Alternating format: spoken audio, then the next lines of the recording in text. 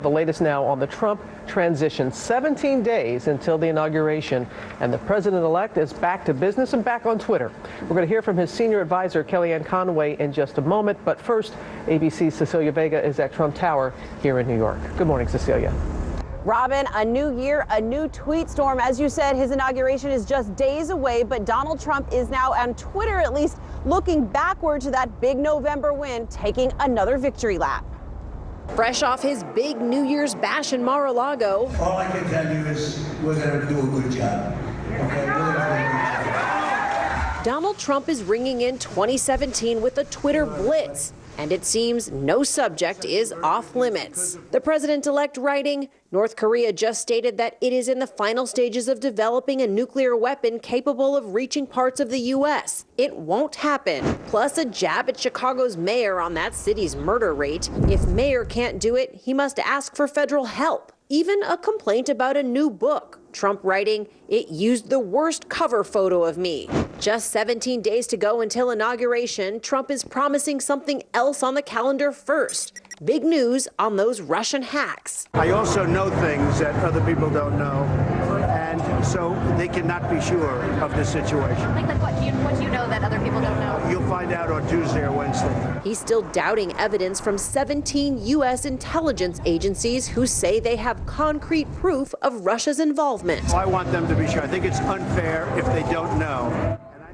And Donald Trump is back here in New York now. He's got meetings today right here in Trump Tower, including with Mike Pence. Everyone, George, is waiting to see if today might be the day that he releases whatever this new information he says he has on those Russian hackers. George? And Conway about that, but now that the new Congress is back for its first day of business, so much on its plate, from repeal of Obamacare, tax reform, confirming Trump nominees. So let's bring in our congressional correspondent, Mary Bruce. And Mary, even before the official swearing in today, the House GOP voted overnight to take away the power and independence of the Congressional Ethics Office. George, this came as a total surprise. Late last night, behind closed doors, House Republicans moved to effectively gut their own watchdog. The Independent Ethics Office was created to keep lawmakers in check, to help investigate any allegations of their own wrongdoing. But now Republicans want to move that office under their own control, saying it will help create a fairer process. But even Republican leaders are frustrated and Democrats are outraged. It's a sour note to kick off the first day of the new GOP-led Congress. George? Schedule, Mary, for this Congress, including getting those Trump cabinet nominees confirmed. Those confirmation hearings scheduled to start soon. Yeah, and Democrats are ready to go to battle over those confirmation hearings, specifically targeting 8 of Trump's picks. They want those nominees to release more of their personal financial records. And if they don't, George, get ready for a long, drawn-out fight here on Capitol Hill. Thanks, Mary. Let's get more on this now from Donald Trump's senior advisor, Kellyanne Conway. Welcome back. Happy New Year. Happy New Year to you, George. So let's start out with this congressional action. President-elect Trump famously promised to drain the swamp in Washington. He wanted real reform. So is this what he had in mind? Does he support what they've done? I haven't discussed this with the president-elect directly, but let's make clear that you're still going to have an Office of Complaint Review. In other words, it's not like we're taking away. But now it's under oversight of the Republican majority in Congress. It's not independent. Well, but the full House will vote on it today, and the Democrats will have their say. Certainly, they're part of the House. But look, there's a very ambitious agenda to push forward. The Republicans have been given the majority in the House and the Senate, most of the governorships. They've won over 1,000 state legislative seats under President Obama's watch. So there's a mandate there for them to make significant change. But is this the way to start gutting the Independent Ethics Office? Well, but again, gutting it doesn't mean that there won't be a mechanism. I don't want your viewers to be given the impression, George, that there's no way for complaints to be reviewed. But there's also been an overzealousness in some of the processes over the years. And we don't want people wrongly accused, and we don't want people mired in months, if not years, of ethical complaint review. Let's talk about North Korea. They are signaling they may test an intercontinental missile. We saw that tweet from President-elect Trump saying it won't happen.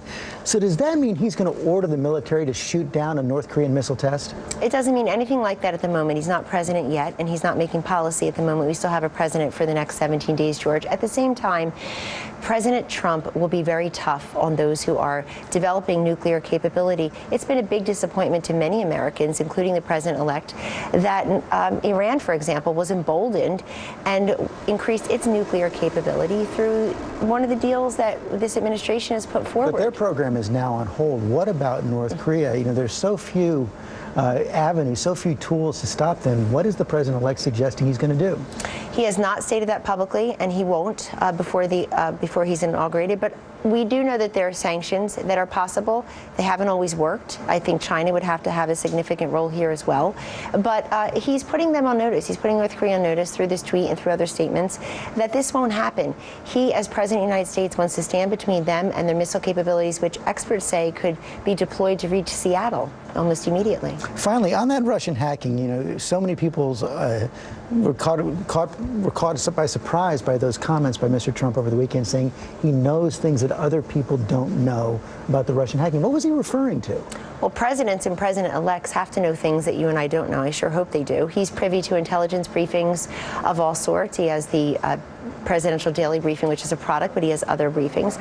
And today he is... But it's the consensus of those intelligence briefings that Russia was behind it. Well, Julian Assange of WikiLeaks said just yesterday in an interview that will be aired tonight on a different network that it was not a political party and it was not So is that Russia. what Mr. Trump was referring to? No, he's not referring to that. But he also has said, as president-elect, that he is receiving an intelligence briefing from our top intelligence officials from across this country here in New York early this week. And he plans to do that. And the reason he's doing that is because he wants the information. You know, there's But he so was much saying he already knew something on insinuation Saturday that we don't know. Well, he does know things that we don't know. We see a lot of blind quotes. We see a lot of unsourced information.